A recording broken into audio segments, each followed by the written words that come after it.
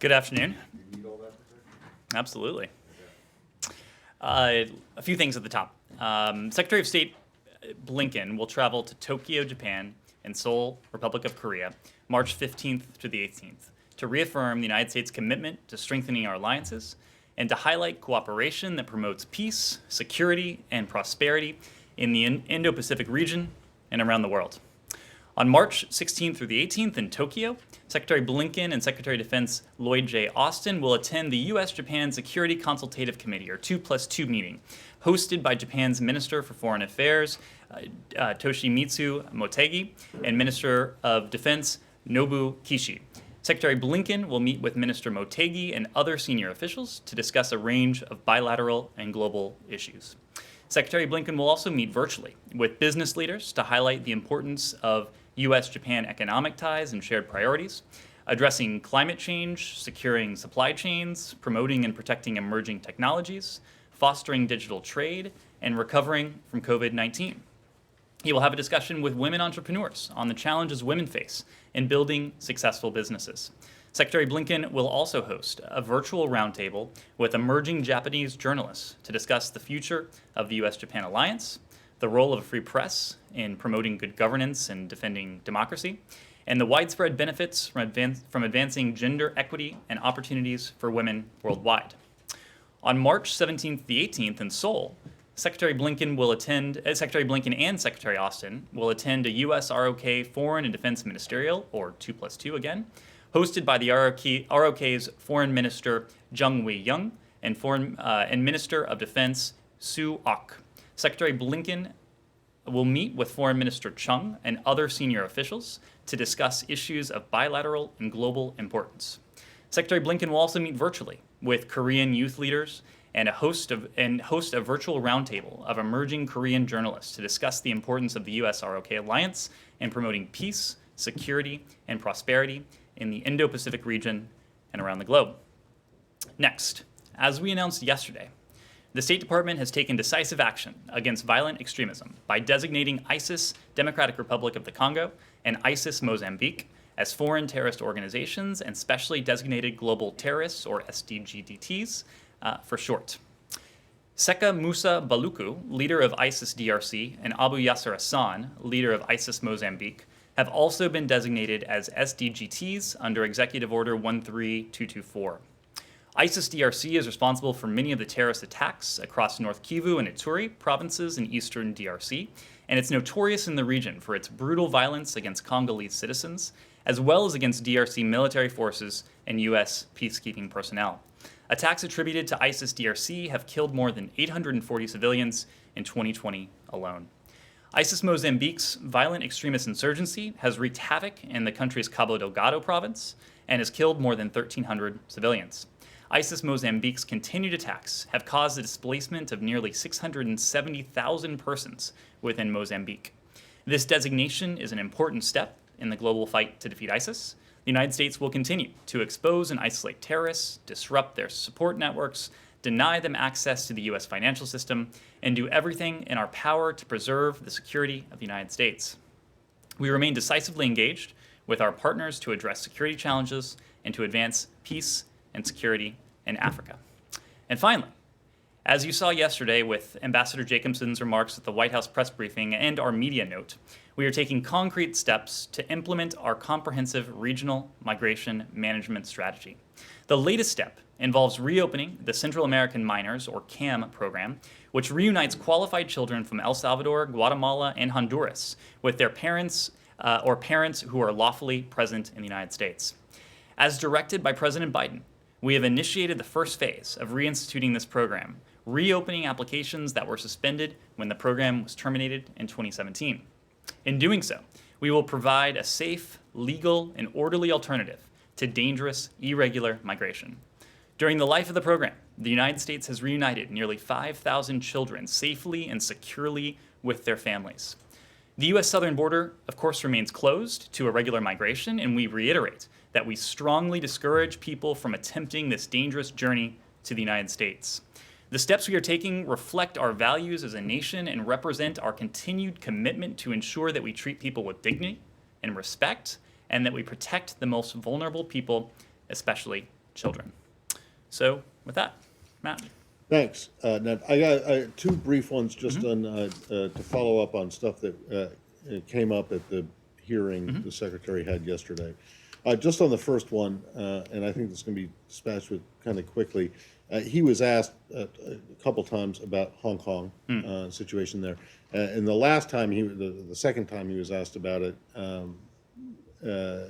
he was asked specifically about this new election that was going in, and it hadn't happened yet, so he didn't give a very, he didn't give a big answer Right. about Right. it. So I'm just wondering, can you do you have concerns about this latest move by the NPC to take away the ability of Hong Kong citizens to vote for? We absolutely do. And Matt, to your question, I expect you will be hearing from the Secretary, at least in the Secretary's voice, on this later today. In the meantime, let me just say that we condemn the PRC's continuing assault on democratic institutions in Hong Kong. The changes approved by the National People's Congress today on March 11th are a direct attack on Hong Kong's autonomy, its freedoms, and democratic processes, limiting political participation, reducing democratic representation, and stifling political debate in order to defy the clear will in Hong Kong and deny their voice in their own governance. I got one other, but it's on a different subject if someone wants to, but it's still from yesterday. But go ahead. Okay, on China, so this is going to be, next week is going to be the first time Biden administration in person will meet with Chinese officials. It's safe to say that your bilateral relationship is at its worst in decades. What would success look like? Well, before we talk about next week in Anchorage, I think it's worth underscoring for a moment the predicate of what you will see in Anchorage on March 18th. The predicate speaks, I think, excuse me? Snow. Snow. You will see snow. It may be colder, certainly colder than it is here today. But I think the predicate speaks to the ways in which we plan to engage Beijing from a position of strength. Across every one of our sources of strength, and we've talked about these in recent days, you've seen us take concrete steps to revitalize them in many ways, to build them back better, to coin a phrase. And it's no accident that we've taken these steps before we engage Beijing at a more senior level, as will happen in the coming days. Let's start with our alliances and partnerships, a core source of strength. Calls to our treaty allies in the Indo-Pacific were some of the first that the Secretary made upon his confirmation. He spoke to Foreign Minister Motegi, he spoke to then Foreign Minister Kang, spoke to Foreign Minister Payne, Foreign Minister Mahuta, followed those by others in the Indo-Pacific. Those were some of the very first calls he made as Secretary. Of course, he attended the Quad Ministerial on February 18th. We've seen a trilateral engagement with the Japanese and the ROK. We've had now, I believe, 2 sessions with the E3 that the Secretary has taken part in. The Secretary was invited to address the EU's Foreign Affairs Council, or the FAC. And of course, as I mentioned just a moment ago, we'll be traveling to the region as our first physical trip next week when we visit Japan and South Korea, our two treaty allies. In the same breath, I would mention our re-engagement in multilateral institutions, the WHO. We've re-engaged with the WHO in a constructive and we think productive fashion. We've re-engaged the Paris Climate Agreement and other institutions. Third, our values, which we also consider a key source of strength. We have consistently and oftentimes in harmony with our allies and partners spoken up in defense of our allies and to condemn the PRC's affronts to many of these shared and even universal values, whether that's in Xinjiang, whether that's in Hong Kong, as a moment ago, whether that's in Taiwan, anywhere around the world. We've spoken up and we have taken, in many cases, concrete action. And fourth, our domestic strength. The administration has taken steps to strengthen our own house. recognizing that our strength on the world stage is directly tied to our strength at home. Our supply chains. The White House, of course, on February 24th, rolled out an executive order to create more resilient and secure supply chains for critical and essential goods. And of course, we now have the American Rescue Act, which will be a key driver of American strength and vitality going forward. So, with all that said, we will engage, as we announced yesterday, Secretary Blinken and National Security Advisor Jake Sullivan, their Chinese counterparts, doing that from this position of strength that the predicate to all of this has allowed us to amass.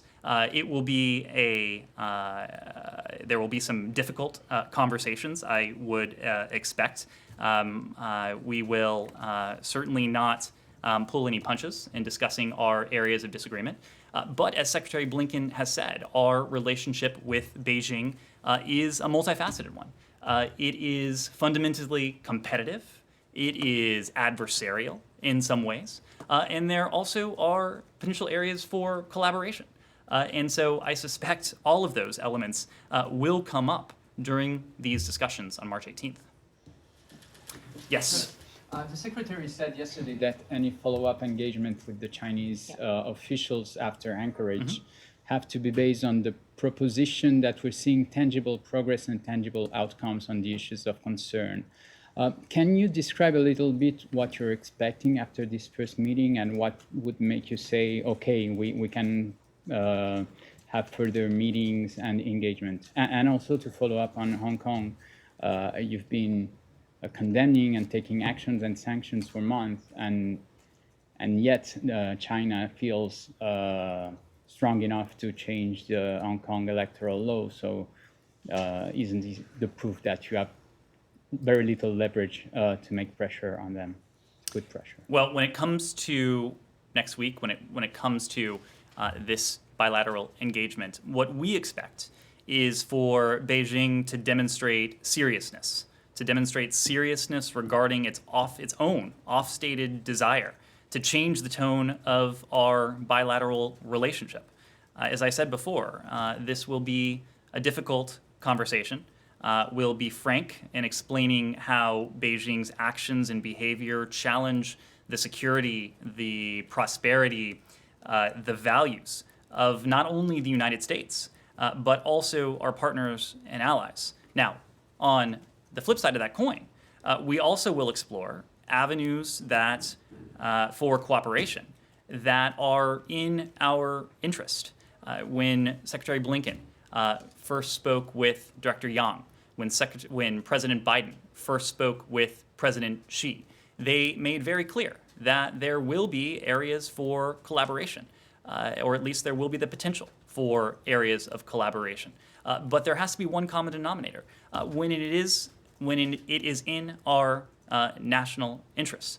Of course, climate change, I think, is one of those that we can tangibly point to, is undeniably in our own national interests for the world's largest and the world's second largest emitters to be able to work productively and constructively together when it comes to climate change. But the point remains that we're not looking to engage in talks for the sake of talks.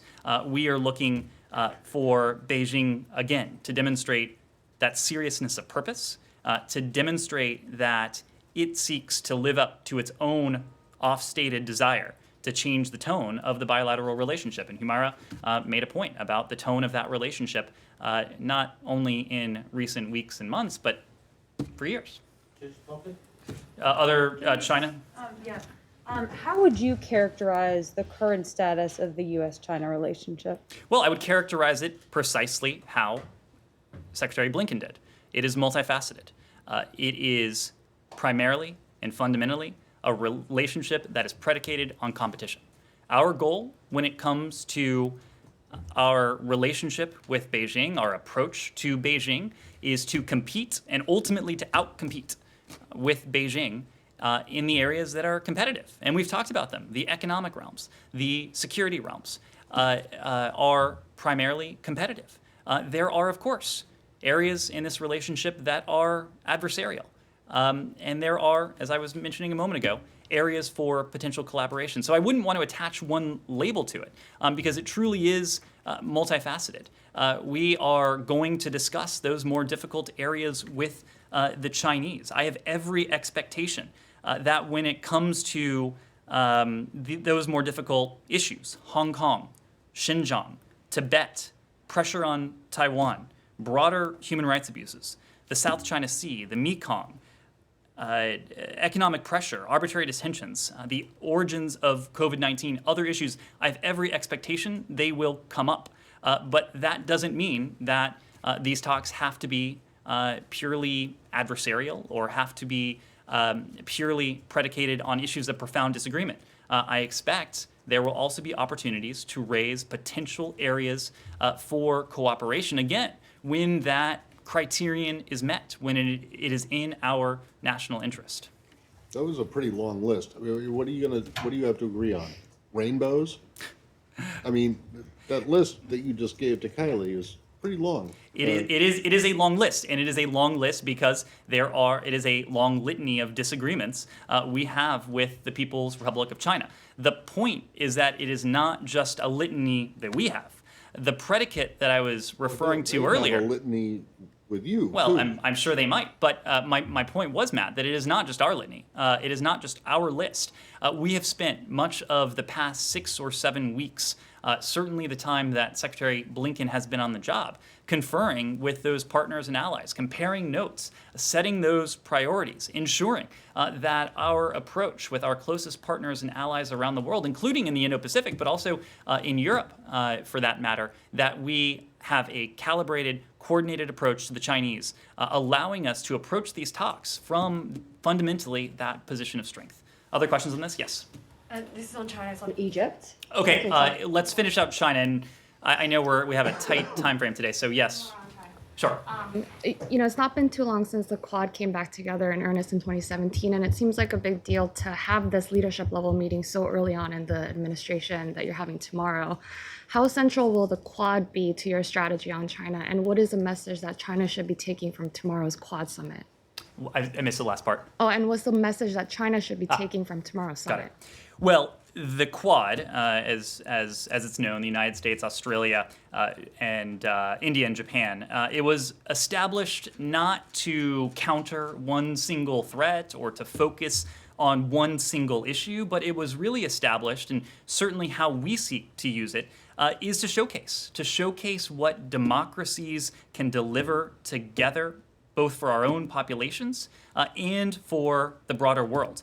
We recognize that Quad members are uniquely positioned to help lead the region out of crises and to help move the region towards the more positive vision we all seek, both to address these crises and to seize these opportunities that are presented to all of us collectively. So I would hasten I would dissuade you from the idea that the Quad is focused again on any single issue to include China. It's not. Of course, maritime security is a key focus of the Quad, but it is a grouping that is predicated on shared interests, and we certainly have shared interests with these 3 other partners and allies.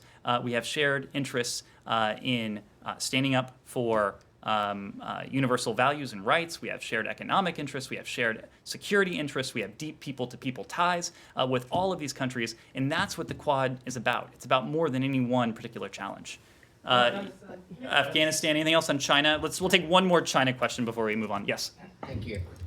Can you elaborate a little bit more about why Secretary chose Japan and South Korea as his first overseas trip destination, and what is the meaning of having a high-level meeting with China right after his trip? And one more on how would Biden administration's approach to Japan and other allies in Asia be different from the previous administration, especially in terms of dealing with China? Thank you. Sorry, the last question was how will our approach be different in dealing with partners and allies? Yeah, especially in terms of dealing with China. Dealing with China, sure. Well, the secretary is traveling to the Indo-Pacific to meet in person with our treaty allies, the Japanese and the South Koreans, primarily because we know that our global system of alliances and partnerships is, again, a core source of strength. The military might call our partnerships and alliances force multipliers. We call them necessary. We call them imperative to achieve not only our interests, to stand up not only for our values, but to achieve common interests and to stand up for universal values and universal rights. Now, it is undeniable that over the course of recent years, these partnerships and alliances in some cases have atrophied. In some cases, they have frayed.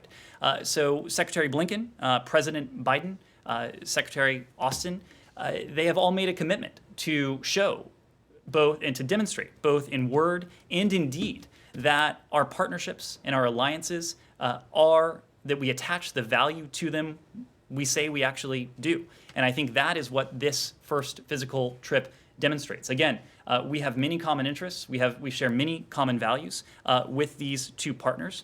You mentioned China, and of course, a coordinated approach to China is one of the elements that will be on the agenda in both countries.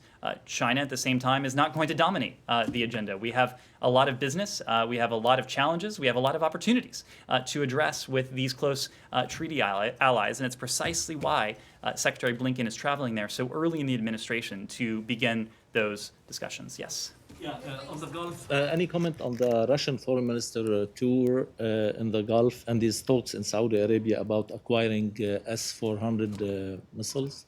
I don't have any specific comment on that. We have, when it comes to other contexts, we've made our position on the S-400 very clear, especially in the context of NATO. But I wouldn't want to comment on Foreign Minister Lavrov's. One more on Okay. one more on Iraq. On Iran. Yeah, Yes. Iraq. Iraq. Militia group called International Resistance claimed responsibility for NIED attack on U.S.-led coalition logistic convoy in Anbar province. Are you aware of that, and do you have any reaction to that? I don't have any particular reaction to that right now. The Department of Defense may have something for you. On Egypt? Thank Okay. you. You've previously said that selling weapons to Egypt doesn't interfere with your commitment to human rights. Do you not see the contradiction in saying that selling weapons to a dictatorship that openly oppresses its own people and that tortures its own people has got nothing to do with your commitment to human rights? And on that, we've actually just returned back from Egypt. And whilst we were there, we documented a number of human rights abuses. We spoke to people who gave us accounts of how their family members and loved ones have been disappeared, detained, or arrested by the government because they pose some sort of threat to the Egyptian administration. We also have a list of at least 22 names of individuals who are either American citizens or people who have green cards or those who are related to American citizens that have been arrested by the Egyptian state or have been released and are currently facing politically motivated charges. On top of that, you already know that human rights organizations describe Egypt as one of the most oppressive regimes, sees Egypt as one of the most oppressive regimes in the country's history. Given all that information and the fact that President Joe Biden back in July 2020 tweeted that there would be no more blank checks for, quote, Trump's favorite dictator, Sisi, can you confirm that you will be freezing the $1.3 billion of funding that is given to Egypt in military aid every year? It is absolutely true that there will be no blank checks for any country, a close security partner, a competitor, an adversary. That is absolutely true. The United States will not check our values, will not check our principles at the door in any relationship. Candidate Biden made that very clear. President Biden has made that very clear. Secretary Blinken has made that very clear. When it comes to Egypt, it is true that Egypt plays an important role in promoting some of our key interests in the region, regional security and stability through the guardianship of the Suez Canal, counterterrorism cooperation, and its leadership in promoting Middle East peace. Secretary Blinken has had an opportunity to discuss some of these issues with his counterpart, Foreign Minister Shukri, just as we raise human rights, just as we raise our values. These two things, they're not separate. They're inextricably linked. If we don't stick up for our values, if we don't stick up for human rights, we're not sticking up for our interests. We recognize that. We can do both. We have deep concerns, as we have said, about the human rights situation in Egypt, including undue restrictions on civil society, undue restrictions on freedom of expression, some of the detentions you have mentioned. There is repression of civil society and human rights abuses. They undercut Egypt's own dynamism and stability as a partner of ours. We will consistently raise these issues. We will not shy away from them. We'll do that both publicly, as we have, and we'll do it privately too. We'll also work and seek to find a partner in Congress to champion these same issues. Look, when it comes to weapons sales and transfers, that's precisely why this administration has put those back in regular order. There is now a process that involves the interagency to review especially sensitive proposed weapon sales and transfers to make sure not only that they're consistent with our interests, but also that they're consistent with our values. Those two things will always go hand in hand for us. We can pursue our interests and we can stick up for our values. It's precisely what we're going to do in Egypt. It's precisely what we're going to do in every other context. Will you freeze that going forward? Will you freeze that? Sorry, just to follow up. Will you freeze the military I aid don't going have forward? any announcement when it comes to when it comes to aid. As I said before, Egypt has been an important leader in promoting Middle East peace, but I don't have any announcements. It also Please. takes away So, citizens. with the median age of below 20 in Africa, and knowing that about 60% of Africans are not yet 25, actually in the next decade, we'll have about 320 million of population in Africa. When do you expect to have an Assistant Secretary of State for Bureau of African Affairs to demonstrate that Biden is serious in nurturing relationships with Africans beyond what past administrations have done from Reagan on, such as joblessness in South Africa is at an all-time high. I'll tell you that in Zimbabwe, in the last 3.5 years, more than 2,714 arrests of human rights activists, journalists, political opposition, women, and even students. You say that you will speak out in defense of countries anywhere. Will Biden do more in defense of small, fragile states like Zimbabwe beyond the Executive Order 13288?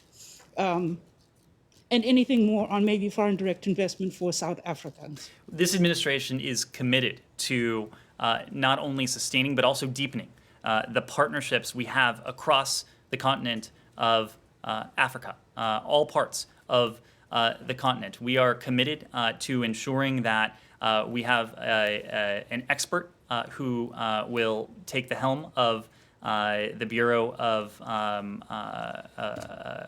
the appropriate bureau of the Africa Bureau.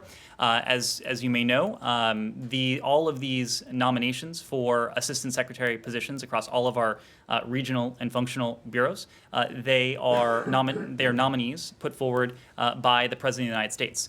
So there is a process that these all go through. We do not, as you know, yet have a nominee for the Bureau, but neither do we have a nominee just yet for any other regional bureau.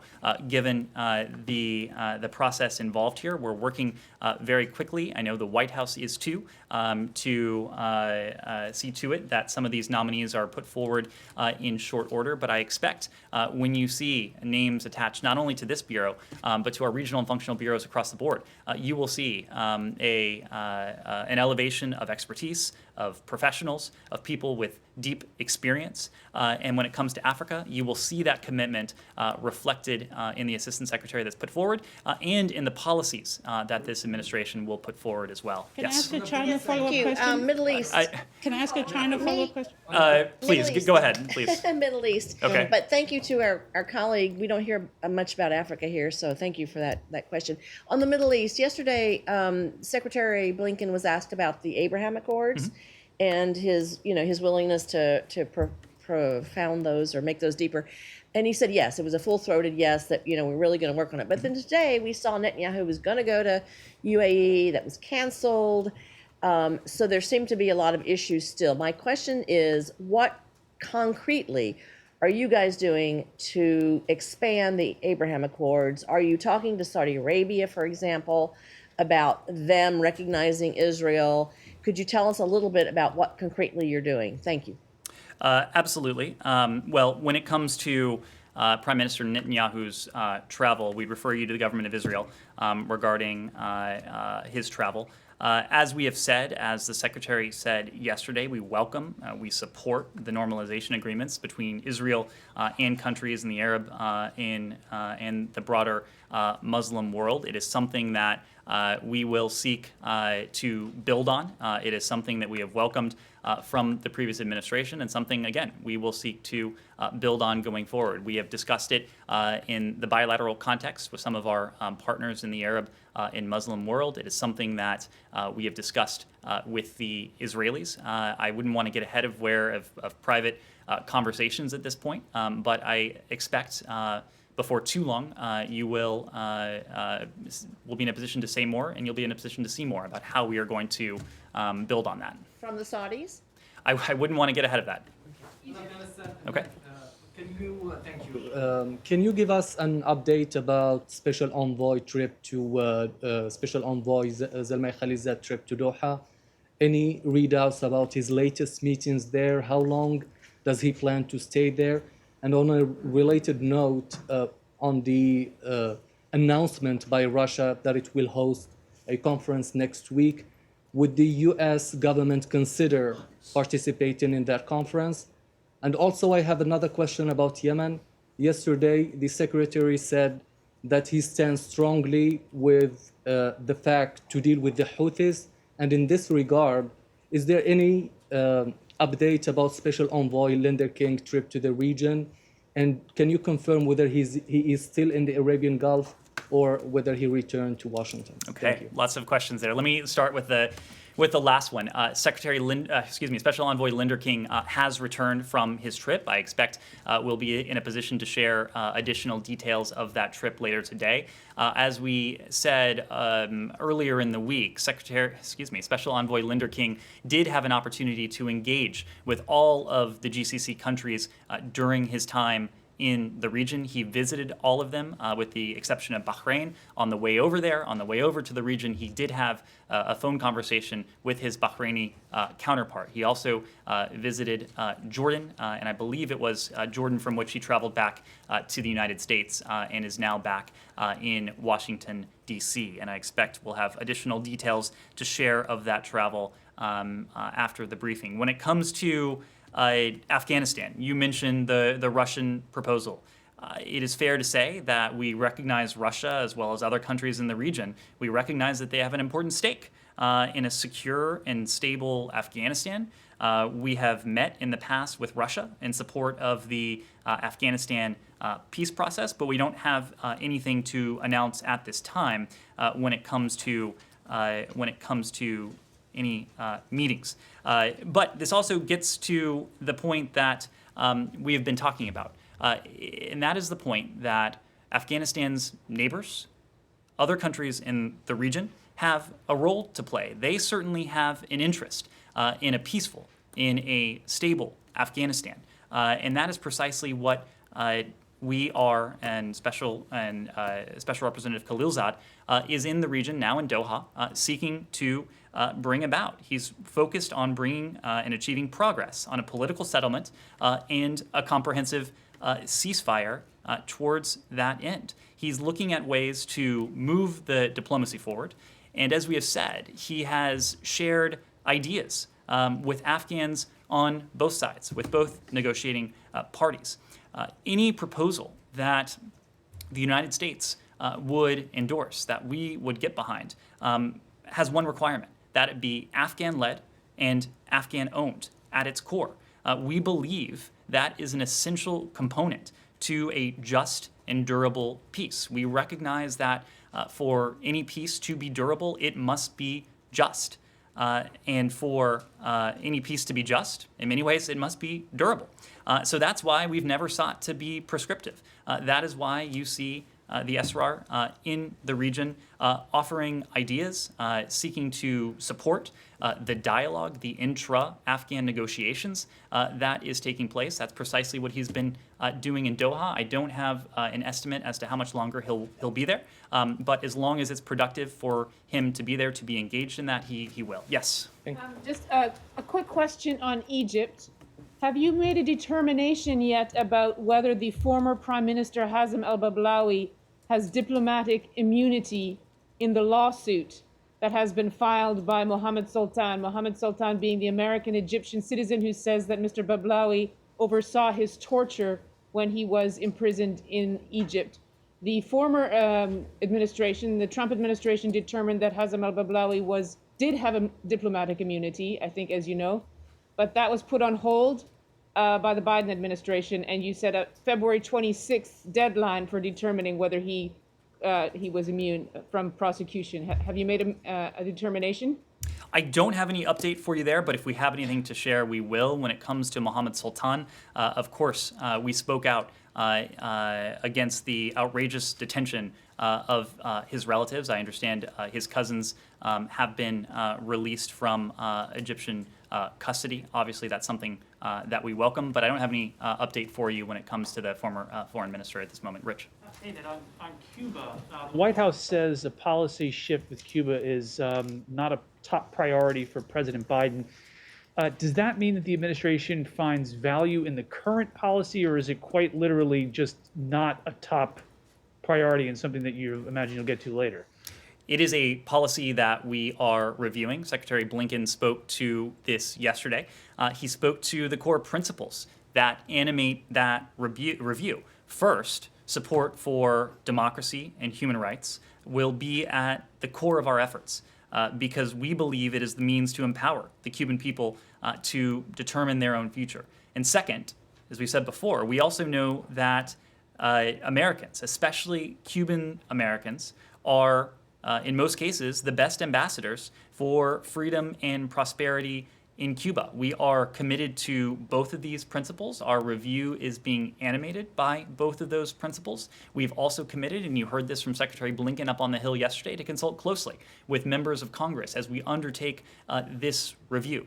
So it is not that this is in any way on the back burner. It is something we're looking at very closely, and as that review progresses, we'll consult with members of Congress, and when we have something to share, we'll let you know. Do you guys have a timeline at all? I wouldn't want to put a timeline on it. Yes, in the back. Thank you so much. As we come up on 10 years of war in Syria, can you provide any insight into what this administration's approach will be to the ongoing hostilities? Do you believe diplomats have a role on the ground there, and do you still believe Assad must go? Well, we continue to promote a political settlement to end the conflict in Syria. We're doing that in close consultation with our allies, with our partners, with the UN Special Envoy. A political settlement, we believe, must address the factors that drive the violence, that drive the instability in Syria. We'll use a variety of tools at our disposal to push for a sustainable end to the Syrian people's suffering. We'll continue to support the UN's role in negotiating a political settlement in line with the relevant UN resolutions, including UNSCR 2254. We also seek to restore American leadership when it comes to humanitarian aid. As we know, Syria is a humanitarian catastrophe. The Syrian people have suffered for far too long. They have suffered under the brutal rule of Bashar al-Assad. We must do more, we know, to aid vulnerable Syrians, including many displaced within Syria, as well as the refugees who have had to flee their homes. When it comes to Bashar al-Assad, he, of course, remains in power despite 10 years of civil war. If there is to be a sustainable end to this conflict, we recognize that the Syrian government must change its behavior. We're in the process now of reviewing what we might do to advance the prospects for that political settlement, and we'll consult, as I said before, closely with the UN, closely with our allies and partners in doing so. That doesn't The sound change like behavior, you're, not leader. yeah, that doesn't sound like you're calling for. I think it is fair to say that certainly Bashar al-Assad has not done anything that would restore his legitimacy. He has been at the center of the suffering of the Syrian people, the humanitarian disaster I referred to before. We continue to believe that we need to find a durable political settlement. That's precisely what we are invested in. Yeah, but you're no longer saying, as we heard, that Assad's days are numbered. I remember, that wasn't me. That may have been the celebration of Georgetown beating Villanova just now, which is why I made that little outburst earlier. But Assad's days are no longer numbered? Matt, as I said before, Bashar al-Assad has done absolutely nothing to. Saying that He has done ago, absolutely many nothing years to regain the legitimacy that he has lost through the brutal treatment of his own people. There is no question of the U.S. normalizing relations with his government anytime soon. There is no question that we will seek to support the humanitarian plight of the Syrian people as we seek a political settlement that would end their suffering. Mozambique. Mozambique.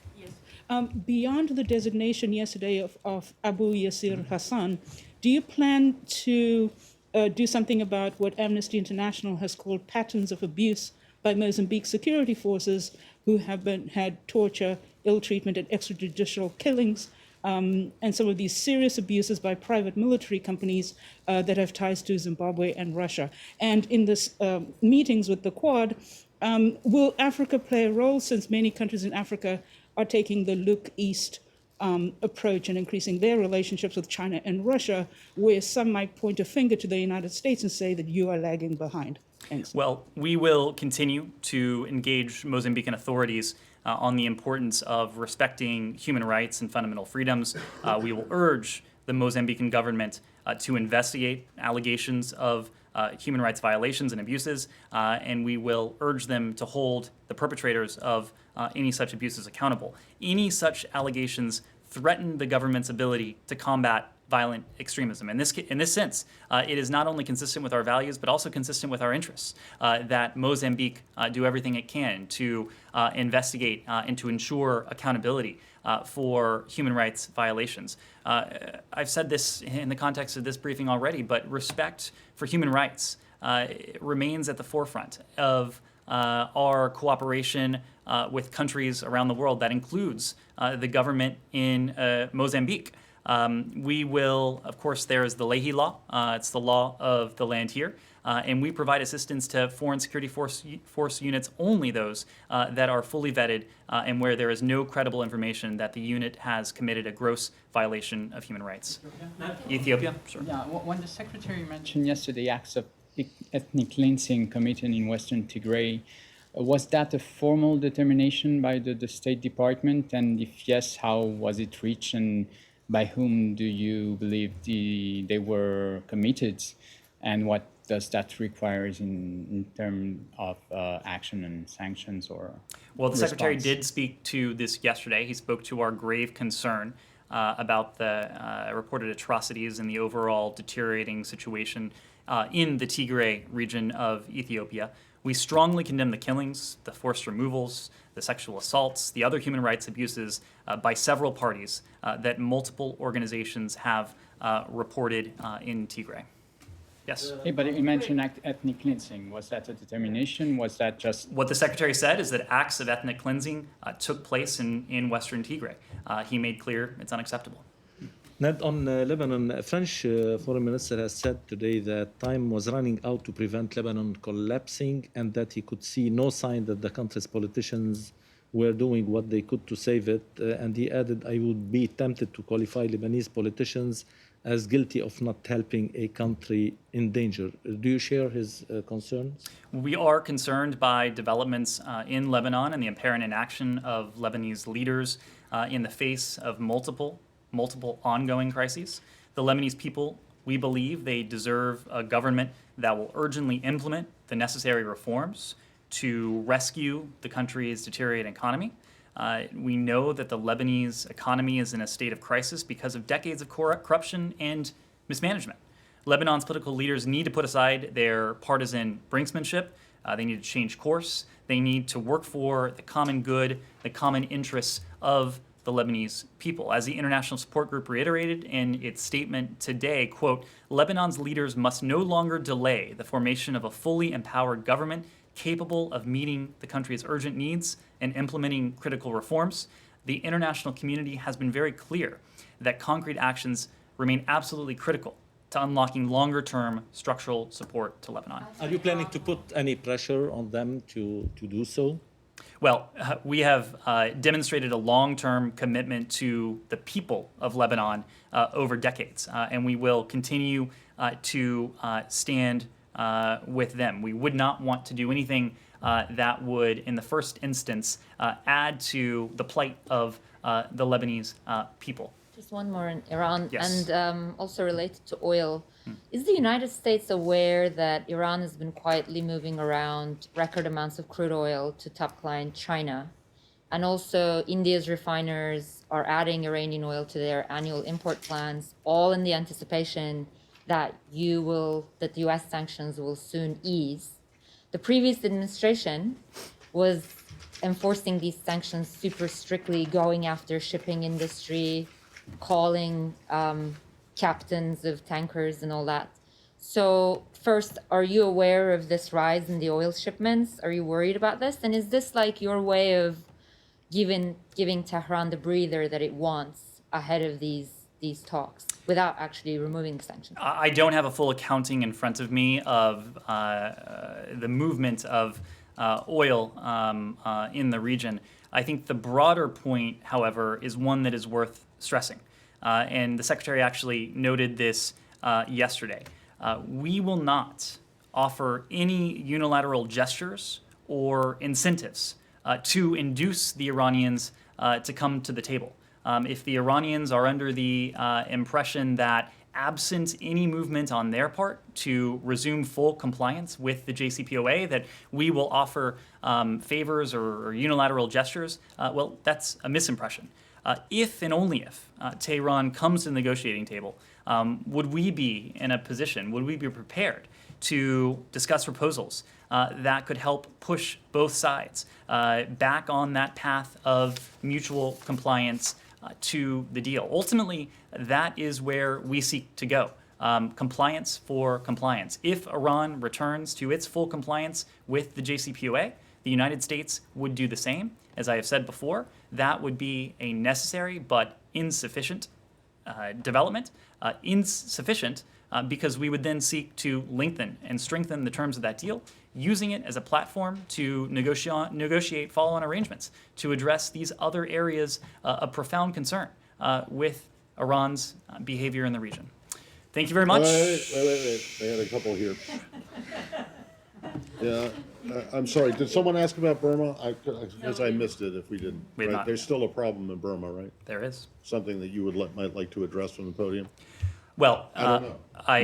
I'm happy to address it. It's important to I'm address. just wondering if you have any comment on the latest developments, Well- if there's anything we can expect coming down the pike, since you guys are going to be going on an Asia tour, where presumably, it will be among the things discussed, and the president is meeting with, or having his virtual meeting tomorrow with Asian leaders. It absolutely will be on the agenda next week. And I would reiterate that we are appalled by the horrific violence perpetrated against the people of Burma in response to their peaceful calls for the military to respect their rights and to restore the civilian government that they themselves elected last November. We condemn the security forces' brutal killing of unarmed people, their attacks on journalists and activists, these ongoing unjust detentions that we have talked about in recent days.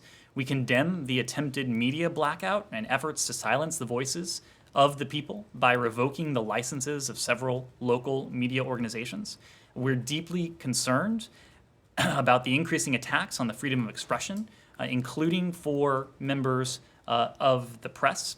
We call for the release of journalists and for all others who have been unjustly detained. The people of Burma have clearly demonstrated that they want the release of those unjustly detained, and at their core, a return to democracy, a return to the civilian government they themselves elected, that the military junta overthrew in an anti-democratic coup on February 1st. The military cannot protect itself from the consequences of these actions if it continues down this path. And when we talk about the various actions, you will note that the United States, we have announced just yesterday, in fact, additional measures of accountability for the military, sanctions against both individuals and entities affiliated with the military junta. Together with our partners and allies, we'll continue to do that. We will continue to find ways to hold the junta accountable for its actions. Secondly, on Honduras, are you aware of any attempt by the administration to clarify comments that you and others have made suggesting that President Hernandez is not exactly an ally in the fight against corruption?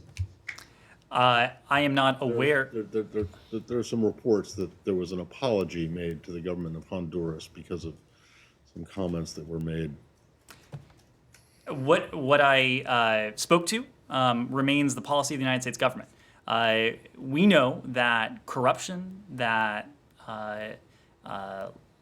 lack of respect for the rule of law, that endemic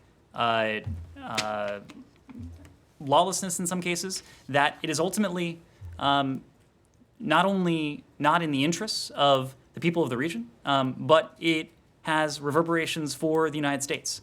Again, as I spoke to the other day, these factors are key to the desire of some to flee their homelands, including Honduras, and to seek a better life elsewhere. It's precisely why we seek a partnership with the people of the Northern Triangle, including in Honduras, why we seek a partnership with civil society elements in the Northern Triangle, including in Honduras, why we seek a partnership with governments in the Northern Triangle, including in Honduras, as we seek to address these underlying challenges and ultimately to address the patterns of irregular migration that have posed a challenge, not only for the region, not only for our neighbor in Mexico, but also for the United States. Okay, and then lastly, yesterday in the hearing on the Hill, and then I presume, I don't know because it was closed, but there was a Senate hearing that the Secretary was in. But yesterday's public hearing,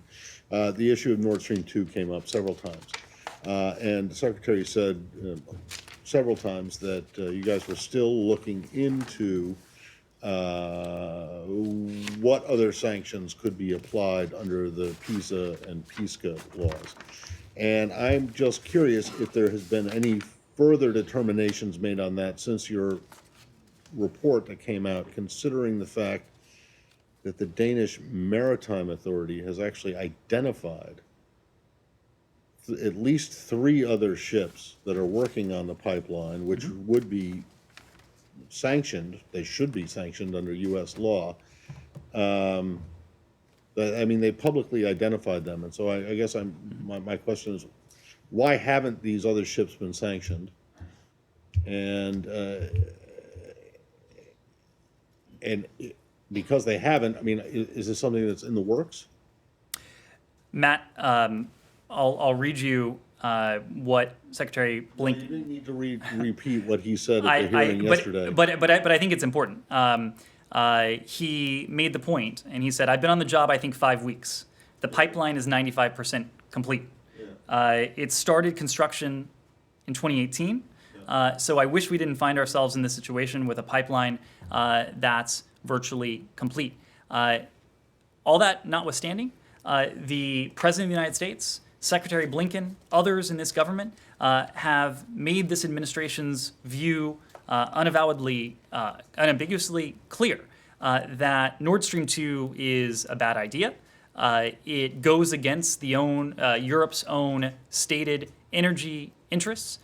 It goes against our interests in the region as well. That's precisely why in the report that we submitted to Congress under the legislation that was passed and consistent with the legislation that was passed, we noted our sanctions on KVT Rus and the Fortuna.